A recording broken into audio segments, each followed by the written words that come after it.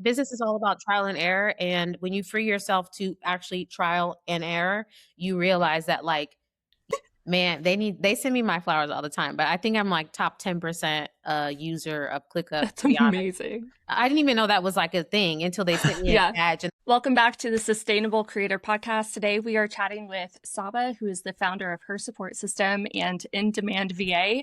You've probably seen her on Instagram as well as I'm sure a few other places. And today we get to just ask her all about how her approach to systems is unique.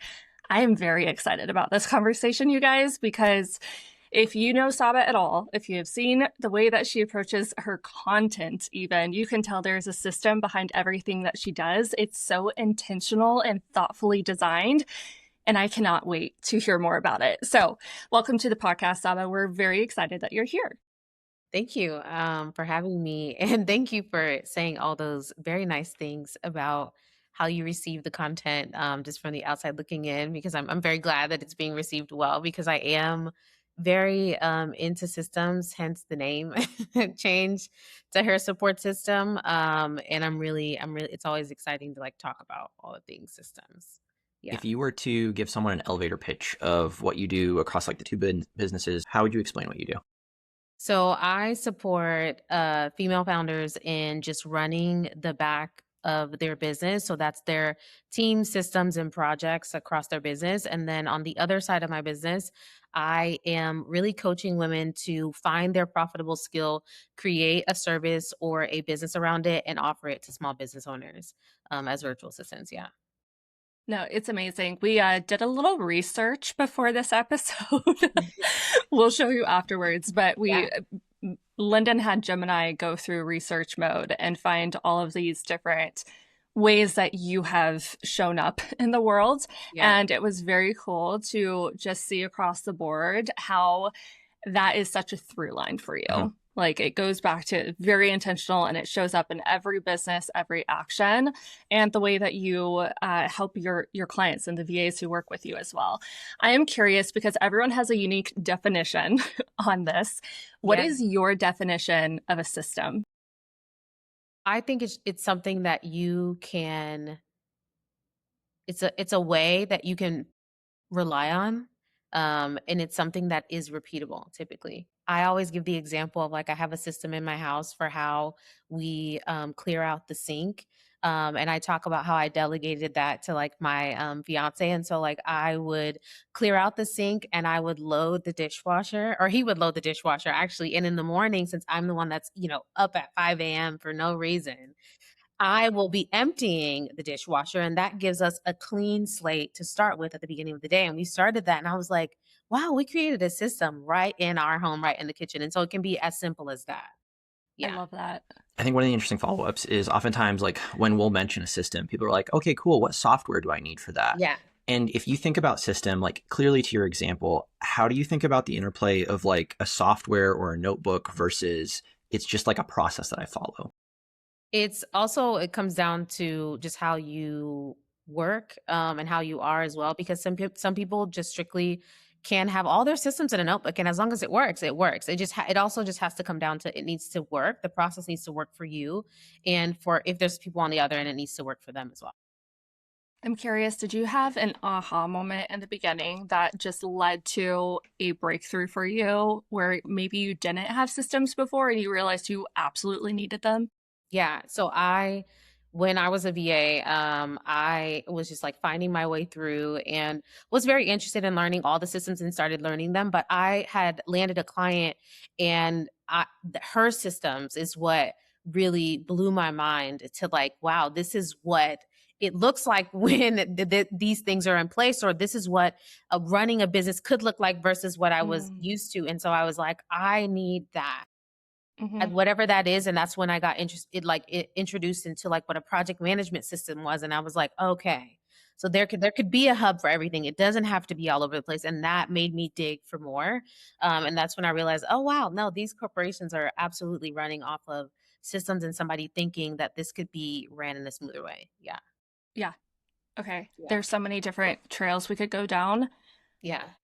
There's systems, I think, in our business, also systems in our life. You've mentioned a couple of ways. Do you have a favorite, if you could choose, a favorite system that you use in business, and what does that look like? My favorite system that I use in business probably has to be my delegation form. It's very simple, but I have a delegation form that's in ClickUp, and I basically created the form in ClickUp, and it has just a few questions on, what's this task title, what's the description on this thing that you want to pass off to someone on your team, who is it assigned to, where I can just click it. And then I just add any descriptions and I just submit it and it gets assigned. And so I have it as also on my phone. And so if I'm ever on the go, instead of just like dropping something in Slack or sending a bunch of emails, I follow my system that I set up and I now attach that form to it so that I can yeah, I'm a CEO. So I do have spurts where I'm just like, I need all these Yes. things done. I still put it in a way where it's landing in a spot and not getting lost and also not Mm, bombarding my team with things. That's probably my favorite system I for sure. love that so much because it Yeah. eliminates all of the micro thoughts that we like to just send. Lyndon and I were talking about this the other week because we got to the point where we'll just send each other quick texts throughout the day of, could you do this? Or what do you think of this? And Yeah. we work together and from home. And so it's just an easy trap to fall into. And for us, we were like, okay, we need to start doing check ins Mhm. just halfway through the day. And so that we're eliminating that. So I love that approach so much. Have one Yeah. place for all the thoughts so that you're not bombarding your team. I have a bonus business one, I guess, too, is that I really like I'm looking at them right now, which is why I really like Google Chrome's tabs or group tabs or whatnot. And so I have Mm, one that's called my workplace or workspace, and I have one that's called meetings, and I have one that says calendar. And underneath those tabs, I have my calendar pulled up and saved, and I have the next meeting that's coming up in the day. So I have tomorrow's meetings under that tab.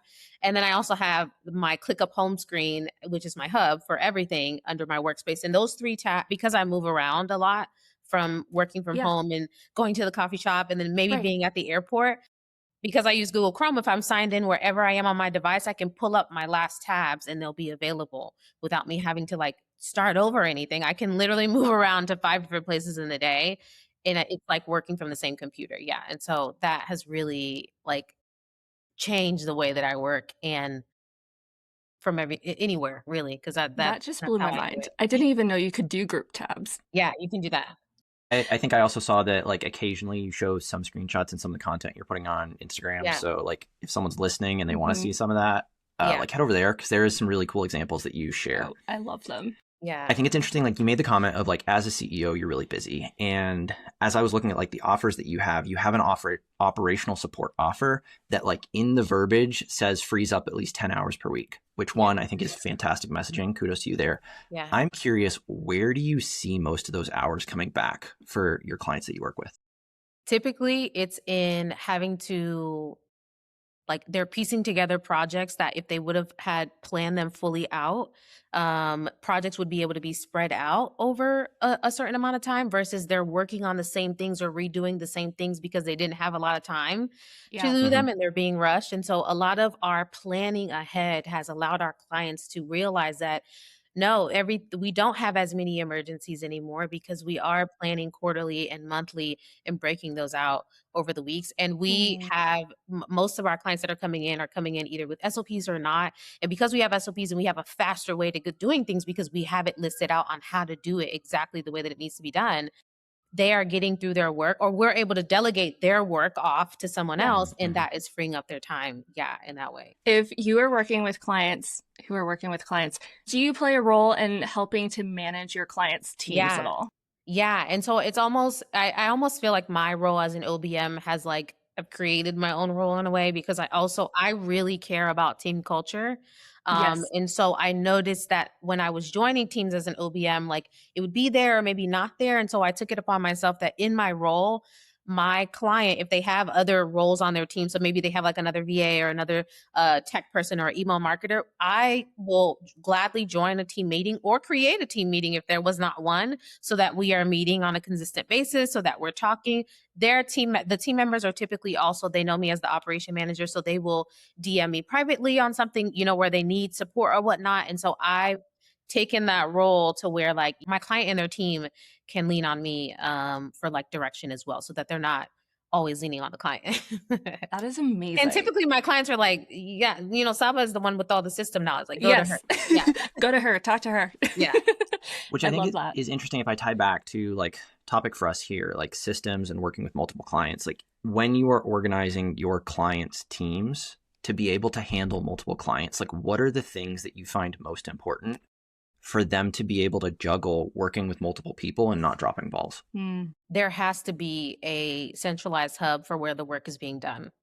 Every single team that I've joined that didn't have that, the chaos is there. And every single team that implements some type of project management system, or where we are checking in on the work and documenting all the work as well, it can work seamlessly. Mhm. And you just duplicate the process for one client and you do it for the rest. Mhm. And that process has worked for me for so many years now, and I manage multiple clients, and people always ask me like, how is it, what is the secret? And I'm Yes. like, I've found a simple way to manage one client that worked, and I Mm-hmm. duplicate it, and that is the process. And so even when I have clients who want to kind of like, can we do, and I'm like, if you just trust me, this process works. Yes. Yeah, Mm-hmm. and I will get you back in line, because I do have a process that works, and like it allows me to manage multiple clients without like burning out and feeling like I'm overwhelmed, and all the things that I do in both of the businesses. Okay, that brings me to another question, because something that you have shared is having adaptable strategies. Yeah. And that exact concept you're bringing up right now, that if you have a rigid system for one or two clients that works, but it's not adaptable, you're not going to be able to work with 10 clients in the Yeah. same way. Can you share a bit more about what are some examples of adaptable strategies that set business owners up to expand their client load? I feel like with clients who have like I've been in several like agencies who are like managing multiple clients, and it's like even just down to planning consistently with their clients, for example. It's like you can plan in your business, but like if there's some element where your clients need to plan with you in order for the work that you're going to deliver on to do well, then you need to implement planning in there. Yeah. And that's just something that like you're taking from your own business and applying to your clients. So that's something that I feel like can just be applied across the board. And also, like a lot of times we start working with our clients, and like we have again our systems in place, but like the client doesn't have theirs, and it's like, well, I'm just going to manage mine over here. You can also implement systems that so that the client works better with you. Like Yes. take it upon yourself to like, if I know I have to deliver a great product and I need this in place, I can put it in place so that I can deliver my service or my product. Yeah. So I think like that idea of like putting a system in place also ties in with the idea that you said you need a hub. What's the simplest things you need? The bare minimum. Solopreneur, you've never thought about this before, you don't have a project management software. What is the minimum they need to get started with a hub? Really, the hub could be like a notebook that you just Yeah. section off into different sections. And the front section can be like the brain dump, where you just like, you get it out of your head. And then another section is where you are, going to take that brain dump and maybe section it off into priorities or whatnot. Yeah. And then another section is maybe things that are yours and things that are not yours, maybe things that you're already involved in, projects or things like, so that's where you're creating balance to juggle the things that you're in. And so you could take that same concept and go into a project management platform like ClickUp. And I like to do the bare minimum of like, I like to look at spaces or cards or whatever you're building as like departments, right? If you were building your business, right, you would have a department, and you would have maybe a CEO space somewhere where you just keep your ideas. It's under lock and key. And then maybe you have a place for like the day-to-day things. Let's call it operations. So like that's where you're going to like put what you need to do every day to grow that business. Even if you're like a solopreneur, that would be, okay, I need to be reaching out to certain people every single day, or I need to be checking my email every day, like that what you do every day. And then you move on to like, okay, we in our world we're calling it marketing, but like how are you going to share what you're doing or this idea with people? So that I look at the project management platform as like departments in that way, but it started by just writing it out. What am I doing for the day? What am I doing for the week? And is that, in alignment with the things that I say that I want to get done as goals? Yeah, I'm a big notebook girly. I Yeah. have 1,000,001 and they Yeah. have to come with me everywhere because that is my brain dump. And then we'll have our check-ins and put it into a digital space so it's more And organized. we're But we're reading questions from a shared Apple Note right now. Like we're not Yeah. high tech. Yeah. No, and sometimes the greatest thing too is about systems and like having them is that once I think it's always great to like know them and have them and be able to build them and all that. And but also being able to like not be so restricted that if you're in a season where like, man, you can't even you don't have time to get to the notebook or the pen, you should be able to do the same, take the same concept and like apply it to your phone. right. Fill Yep. out a notes and be like, I'm going to create a weekly plan. What am I going to put? Yes. A sticky note, and it should still be able to get done. And I think that's what's the coolest thing about being an entrepreneur is that we have that in us to change the trajectory of how you do things because you can apply it to something else. Yeah. Yeah. I would love to hear from you. There's so many great examples you've shared already of ways that you can apply systems and Yeah. how it looks different for each person in business based on what you need. How do you know when you need a system? Are there certain friction points to pay attention to? Are there signs that show you that it's time to build a system? Typically there is some friction. You start, I mean, whether you're feeling it with yourself or you're feeling it with there's another person on the other end. And for me, I'll use the example of like the sink in the dishwasher Mm-hmm. of like, I'm like, why can't when I fill it, you empty it at the right time? Yeah. Time that I needed it. And it's like, well, how am I supposed to know when the right time is if you're not telling? And I'm like, well, you should just know like when it's empty. Well, how was I supposed to know you was gonna be, so then I'm like, okay, we have to have a meeting point. Like Yeah. we have to be on the same page. And so one, it was something that we were doing all the time. It was something that was consistent. That calls for a process if you're going to be Mhm. doing it over and Yep. over. And then there was some friction on, well, you don't know when I need it. And it's like, all right, we need to meet in the middle. And the meeting point is you will load it, I will empty it I love it. only one time. And that works perfectly. And the in That's between the such, day is like we do it in between the day, just individually. Yeah. yeah. No, that's so good.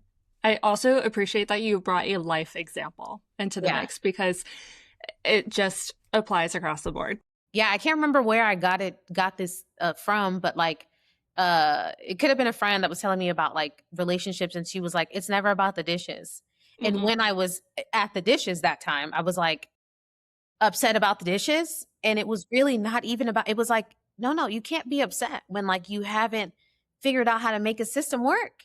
Like Yep. it's really nobody's fault here. You haven't found a way that when you all need to meet. And once we have, now it's like there's like a language that we don't even need to speak about it. It just it's It's like amazing. clockwork now. Yeah. Yeah. So I think if I put this into a tangible example of, yeah, like you talked about, you can encourage your clients to have systems or push the systems into their businesses. Yeah. If you were to think about when you onboard a client, how do you go through that process of, hey, you're kind of unorganized. I think this is what you should do. And there might be some friction in onboarding into this new thing that you now have to check this software once a day and be on this extra call or something like that. How do you go through that process of like changing their mind that this is actually relevant? A part of my onboarding process is to do a systems audit when I go into their business. And so I get to show them where the gaps are. So and also provide a proposed solution on it as well. And so they can clearly see, wow, okay, there are some things that could be fixed and you're telling me there is a way. So like typically they're like, all right, well, like show me the way. Like let's do that. And then I always give clients the option. Like I'm not going to like force you into my process or my way, even though I have like favorites on certain things. But I am typically working with the client. So like for example, I have a client who I wanted her in ClickUp so bad to have a project management system, but there was like levels to it. It took me almost a year and a half to get her there. So we started with a smaller system. We started in a Google Sheet as our project management platform. And then we moved it over into maybe Asana. And then we were like, well, maybe, and that was just getting her used to the process. And then she's like, all right, I trust you. And then I actually took it a step further. I was like, you know what? I know you don't even want to be in there. So you know what? You already pay me, right? So it's like, I'm going to build it without your input. She's one of those clients that was like, take it It needs to Yeah. be fully done, ready to go. I don't want to see the in between. Yeah. And Yeah. I will use it. And I did exactly that, exactly what she said. And That's awesome. and literally today, my team was like, our client just assigned us a task, you guys, like that. We could not get that to be done. Yeah. Mm-hmm. That's huge. You've come full circle. The whole team is using that, and they had nothing. Yeah. I got goosebumps. I literally just got goosebumps. And also it makes me feel great about the, for the client. Cause it's like, for me, being there is great. I would love to stay with my clients, but at any moment, if I am not there, you can run your business. You can, you know where things are. And it's, you need to know that as an entrepreneur. You need to be in your business enough to know how it works. That's also such a great reminder of paying attention to what the client needs and how to work best with them, because people have different personalities and the way that they work will be slightly different across the board. And so you being willing to start them out on a system that met them where they were and work them up to what you knew was best for them, and the fact that you were patient enough to stick with that, obviously it reaped dividends. Like, that's so satisfying. But I just love that reminder that yes, even though we can usually see what is best for the client, doesn't always mean it's going to be doable to get them to make that big of a jump. Yeah. Yet. And it's also like having, just like grace for people and just how we learn differently and stuff. And the longer I stay in business, the more grace I have for people, to be honest, and like how they receive things, and like how I can I have a client who she can't stop her brain dump. And so instead of telling her, no, you cannot brain dump, because that's just not how her brain works, we created a place to capture the brain dump. So it's like now your client cannot be upset. She's actually, oh, great. Now my ideas will not go to waste, and also I won't be, your client doesn't want to bother you. They actually want to meet you in the middle. But sometimes we have to think of it beyond, the four walls, and think like what would make and work for that person and how they are. Yeah. And it is an act of kindness to give them that meet in the middle option, and to have that permission for them to be able to, in that case, give a brain dump that's just systemized in a way that works for both of you. Yeah. I love that. It works, and you get to grow with your client in that way. And I've watched my clients grow, and I'm like, wow, you are really your leadership. That is working on your leadership. That's that right there. Yes. Yeah. I think it's interesting for me, thinking about change management. One of my first jobs out of college, I worked in manufacturing, and my job was inventory is that stack of shelves. We don't have a system. We don't have anything. And they were like, cool, you need to implement this new part of our software so that we can track all of that. And being a new grad, I was like, this is great. I'm going to roll it in the software. Everyone wants this, and it's going to go super well. And I fought an uphill battle for months until I realized I have to explain this to people, why it's beneficial for them to do this, not why it's beneficial for me or for the business. Because at the end of the day, no one wants to change. No. But if you can say this is better than what you have right now, this will make your life easier, or you will be able to do more, which is part of why I love your language of we'll free up 10 hours every week for you, because you're now positioning it yes, there will be some hardship changing systems. Yeah. But the outcome is so much better than where you are today. Yeah. And I like to use myself as an example of I do manage quite a bit. I manage 2 businesses, an agency and a coaching business. I have such a full life, I have friends, I travel a lot, and it works. It's not always perfect, but majority of the time it's working, and the business is not breaking me. And that is all thanks to having systems and the right people in place. Yeah, for sure. Which is exactly why we wanted to have this conversation with you, because it shows the fact that I go back to the content. You're so consistent with showing up in your content alone, and you travel, and you're running 2 businesses and all the things you just said. That's not for the faint of heart. And you can tell that you have systems built up to not just sustain you, but help you be able to thrive as a human and a business owner. So I think we should move into the first 100 days question. Yeah. So at this point, we've talked a lot about systems. We've talked a lot about ideas. But if we were to put this into kind of a step-by-step process for someone starting today, when I started in corporate, they gave me a first 100 days plan, because they were like, here's so much on your plate that we're going to ask you to do. And we've built a process for you to onboard so that you can do it all well by the end of 100 days. Like, here's the milestones you need to hit. We're going to track these metrics. And if you do these actions, you will be up to speed. If you were to think about someone starting with a system today and you gave them specific milestones, metrics, and actions to get up to speed within 100 days, how would you think about phasing that out to onboarding to systems? It definitely start with outlining what's the end goal. I like to Mm-hmm. work backwards on what the Yeah. system is for. So it could be, I don't know, managing a YouTube channel like I do right now. And I'm actually building that system before I bring people into it so that I can make sure that it works. And so something like that is like, I had to think through, okay, I want to produce 4 YouTube videos a month. How am I going to be able to do that? That means I need a moment to brainstorm. That means I need a moment to actually sit down and outline. That means I need a moment to actually record. Then I need a moment to edit or pass it off to an editor. So those are the steps. And then I think through that. That's the phase of like outlining it. That's phase one. And then, or milestone one, you would say. And then milestone 2 would be, okay, and like, do I want to manage this on, pen and paper, or like, where am I going to actually keep track of this so that I can go back and see, Right. did I actually do the 4 that I said I Yes. wanted to do? I chose putting it in a platform, but that would be the moment where you decide, where am I going to keep track of it? And then the third phase would be, okay, executing on recording and editing and all that, and then going back and using the analytics to see, is it working? And then going back again, outlining the next round, and so on and Mm-hmm. so forth. That's how I would look at it. I love that. Yeah. Do you have some type of reflection moment where you assess what is working or what's not? Do you have like a retrospection I process? I'm doing it monthly, but like typically I'm doing it at the month mark, where I just go through and see, how much did I use the system that I just set up over the last like Mm-hmm. month. And if I was using it, what's the portion that I use the most? And because Yeah. sometimes I find that like people are avoiding other parts, like they'll create a system and they're avoiding a certain part of it because it's still clunky, or like it's not what Right. you want, and you only do the parts that you want or feel good. And so it's like, okay, well, if we're reflecting on that, we would have noticed you are avoiding a portion of it, and we Mm-hmm. could fix that so that you could use the system as a whole like you plan to do. Yes. Yeah. That frees up such a big mental block, I think many of us have, where you feel like you will get locked into a system and you're stuck with it forever. No, you can change it. You could change it. It's all about iterating and making sure it Yeah. continuously works for you.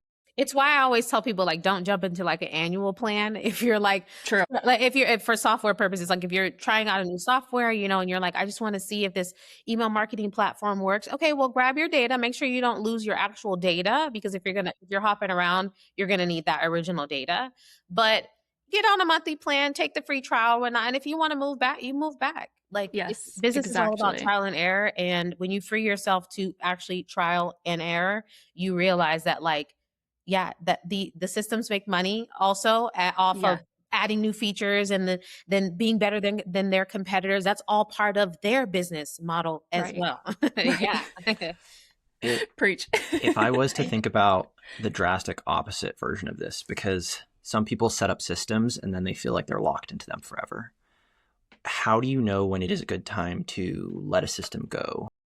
I would say, like, typically it comes down to, like, if you're like avoiding a system, or for example, I think Active Campaign is one of those platforms. Sorry, Active Campaign.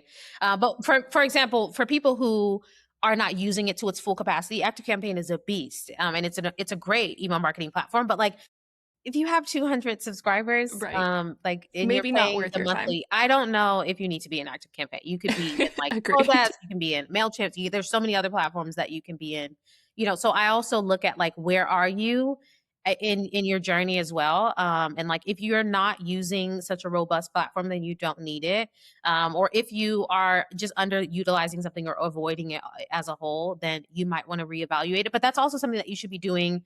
I do quarterly, like a systems audit on myself, to see, based on my expenses, like, am I actually using this? Am I like, Yes. do I have 2 platforms that do the same thing, that I could like maybe learn a little more about the platform that I love the most and like get rid Right. of that thing, because sometimes we're like buying things or getting things for just one portion of what they're Right. offering, versus like you're sitting on platforms that do so much more, and you could sit and learn them and actually utilize them.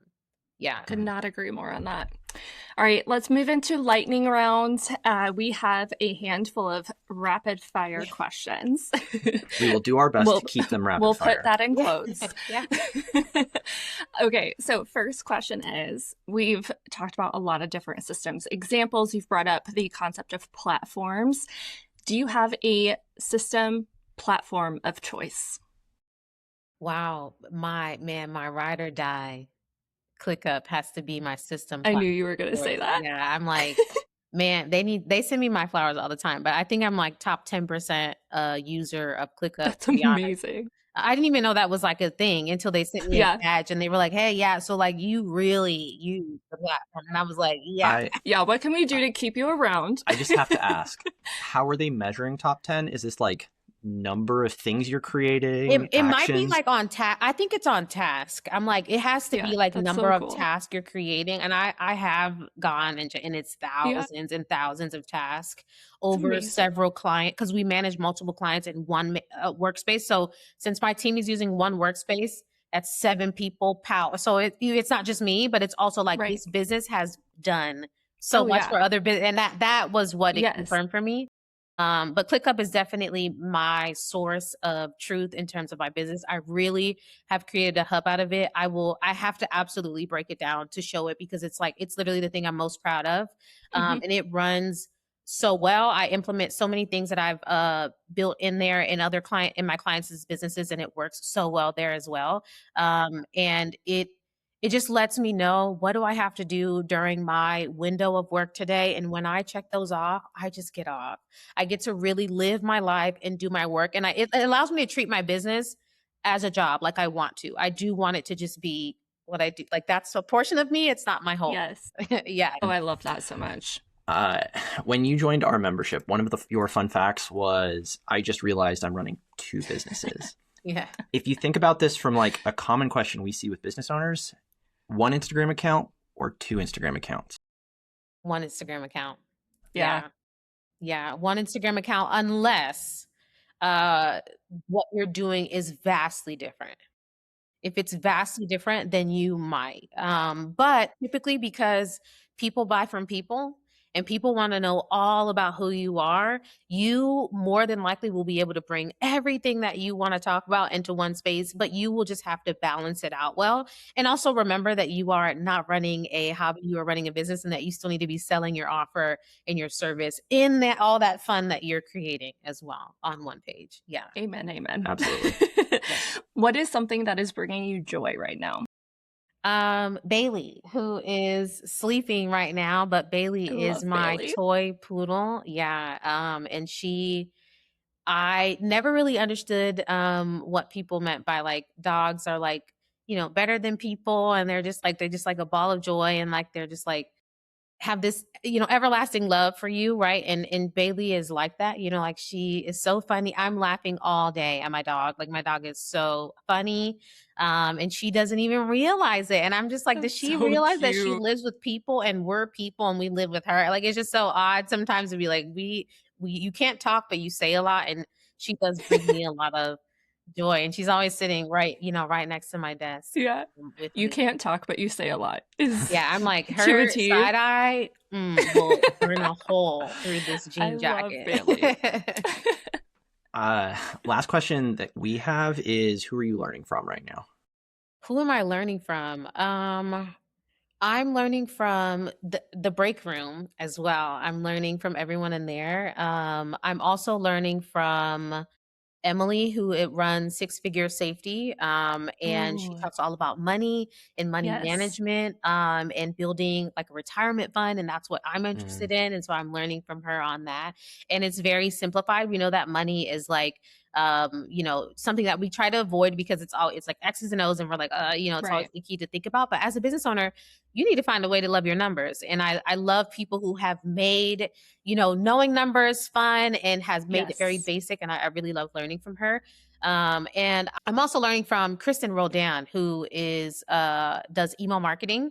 And so I've been in her program before and I wanted to like return through the program to like go through my messaging on my program that I have now. And so I'm learning about email marketing and really taking back the seat because I have a marketing assistant, and I'm gonna like transition her a bit. And I really want to take the driver's seat on my marketing and in terms of Yes. long form marketing to really work on my messaging, and then adding people to that will just, magnify that. But I think as a CEO, it's always great to like be very close to like your copy and really understand what's being put out on your business. So I I'm working on. love that. No, that's cool. Thank you for giving a variety because Yeah. you've probably picked up where you love to learn. Yeah. We collect learnings. Yeah. So those are fantastic. I made some notes for myself. All right. As we wrap up this conversation, first, thank you so much for taking the time to do this. We both learned a lot. It has been so fun to hear all the examples, the way you apply systems to your business. The last thing that we have is, do you have any questions for us? Well, I mean, no, I don't think I have any questions off the top of my head. Well, yeah, actually I do. The break Literally room. every single person has the same reaction. They're It's like, so funny. no. But I guess like what made you start the break room? Ooh. And because I've always felt like there was missing a space like the break room. And I also love that it's the both of you as well, because I think just having different perspectives from different sides, and like as a woman, I'm like, man, we bring in so much emotion to things that just don't need it. And so I'm like, you need also a male perspective on certain things, and just like another eye.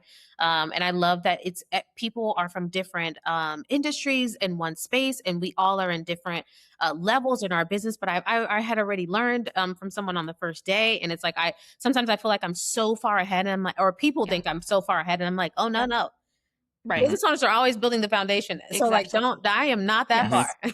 Yes. I feel like I just started. Yeah. And I really love having a space where, it's all different minds, and very sharp minds. So like, I really appreciate the break room, but I would love to know like what made you feel like it was missing.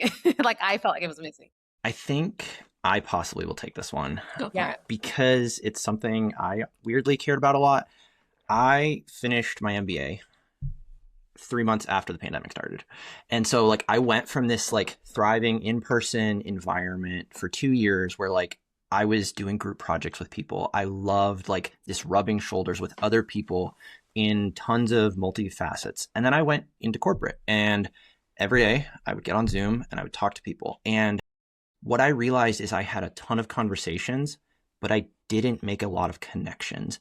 And what I boiled that down to is meetings are where work happens. The water cooler is where like relationships and connections happen. Yeah. And that's how you actually progress in your career, is the water cooler or the break room. And it's not actually on client calls. Yeah. And for me, when I joined Joelle in our business 4-ish years ago, one of the things that we realized is there wasn't this like space for people to build their businesses away from their clients. And that is part of like, if you think about, we're rewatching Scrubs right now, and I think about like doctors a lot for some reason, because I'm also watching The Pitt. And the break room for a doctor is a place that you walk away from clients and you talk about what you are going through, and like, hey, can you give me your input on this thing that I'm working with a patient right now? Because I just like a second opinion. But everyone in that break room are experts. You learn there, you connect there, you talk about your problems, and then you can go back into the real world and thrive as a business. And so that's kind of like the model that we have thought about for the break room, is it's this space to connect and learn together. Yeah, I love that. That was really, really good. And I like it. It's exactly what you envisioned, I think.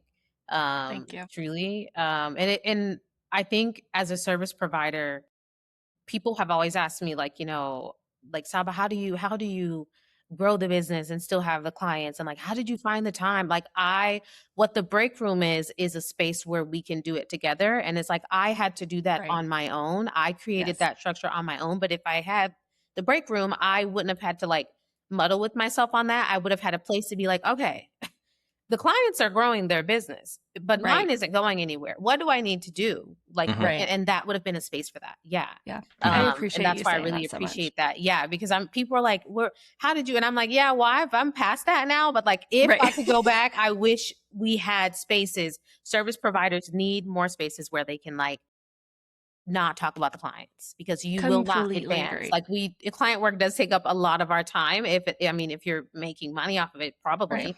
Yeah. So it's like when are you going to build? When are you going to eat or breathe? What if you're not Right. building? What if you just want a place to breathe? The break room Exactly. yeah. And I think back to like when I was in corporate, I'm like, man, the break room was a vibe.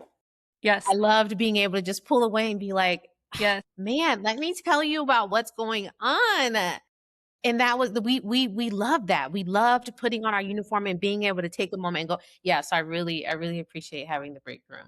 Well, thank you. Truly. It Thank means you. a lot that you said that, honestly. Yeah. And your comment on like feeling like it's something that was missing Yeah. just means more than you could ever know. So, Yeah. all right. And I know that people go actually ahead. ask me, people are like, where can I go?